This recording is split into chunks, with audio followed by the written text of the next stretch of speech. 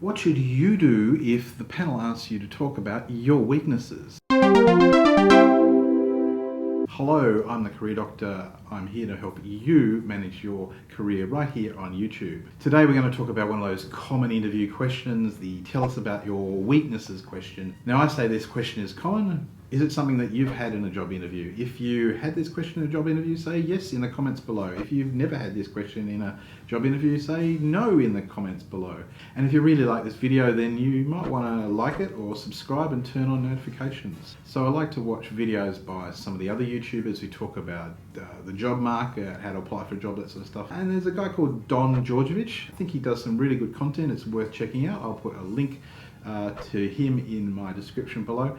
So he recently published a video about options for responding to the question about how do you talk about your weaknesses to the panel. So, if you get asked the question, what are your weaknesses? So Don had 3 suggestions for answering this question. So Don's first suggestion was that you can talk about a weakness that you've turned into a strength.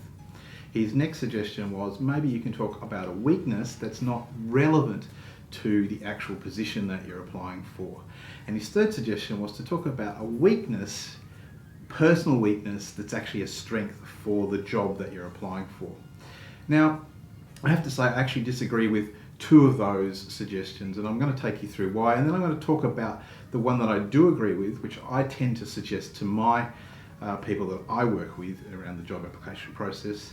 But then I'm going to talk about how that can still get a little bit unstuck for you and some tips and tricks around that. So I'd encourage you to watch through to the end. So which of those 3 do I feel are risky approaches to answering this weakness question? Well, the one that I think is a good strategy is talking about your weakness and how you've turned that into a strength. So I'll come back to that at the end. But the other 2, obviously, that I think are risky are talking about a weakness that's not relevant to the actual job you're applying for, and a weakness that might be a strong point for the job. So let's talk about the weakness that's not relevant. Why is that a bad strategy? Well, any decent employer who hears you talk about a weakness that's not relevant to the job is probably at the best going to not give you any credit for that, and the worst, think that you're obfuscating, that you're trying to avoid answering the question, because what they're trying to get to with this question is relevant information about your suitability for the job. So they want to see that you've done some research and you've thought about your fit for the job and you've identified a potential weak point. And then hopefully maybe thought about a strategy for how you might rise to that challenge, which gets to the idea of talking about a weakness becoming a strength.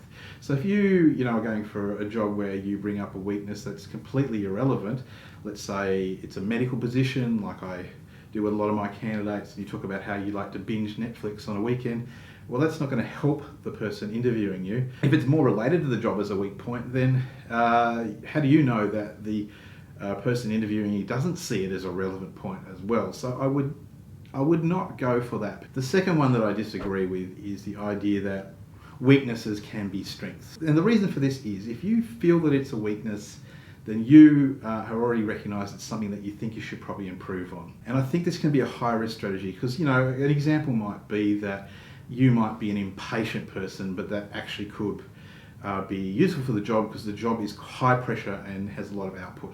Great, but what about the team around you?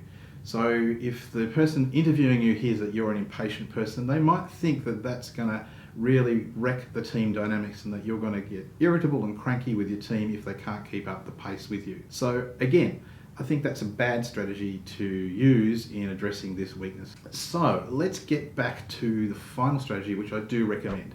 Thinking and talking about a weakness that's turned into a strength for you. Now, obviously, one of the issues here is that you have to have identified a weakness.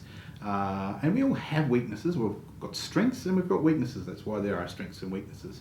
So you have to have identified a weak point, and you have to have done that a while ago so that you can demonstrate that you've worked on it. But where I think this strategy can still become a little bit unstuck is that it should be something that's reasonably unique. The problem is we often hear cliche weaknesses that have been turned into strengths, and they also don't display a lot of deep thought into this question. So the classic one we see in medicine is people talking about how they sometimes work too hard.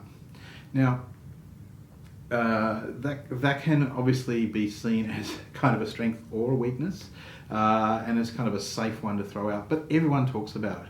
And then what about how you've worked on that weakness? So what have you done about the fact that you work too hard? Well, the obvious thing is to have stopped working so hard and put strategies in place for that. So that actually could backfire on you. But the deeper problem is that you've identified a personal weakness that's important to you. You haven't seen or haven't thought about how that might impact on the team around you, which is what we want to see in employees. We don't want to just see people going for jobs because they're personally interested in it. We want people going for jobs because they're interested in working with us and they're interested in working in the organisation and have thought about their suitability within the team. So let's tweak that weakness coming into a strength. Now, personally, one of my weaknesses is sometimes taking on too many things. Now, that's kind of hardworking, but it's a little bit different. And so I've learned over time that the problem with taking on too many projects is that I can't give enough focus to them, which is detrimental not just to me, but also the people that I'm working with who are relying on me to help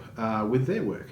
So I have had to put strategies in place to say no and explain why sometimes no, I can't get involved in a certain project because it might take my focus away from other key things that other people are relying on me for. And how does that then become a strength? Well, obviously it means that my contribution in the workplace is more impactful because I'm making sure that the things that I'm involved with get seen through to the end and have quality outputs at the end of it. So that's how to tackle the weakness question. As I said, I think the best one is to go for a weakness that you can show how you've developed into a strength over time. That means a lot to employers. It means that you can reflect on not just your own personal needs, but the needs of those around you, and you can put in place plans to change, which shows flexibility within a team. What about you? Have you ever been asked this question? Do you agree what I say? Do you think Don's actually got a point about the other two tips? Love to hear some feedback from you.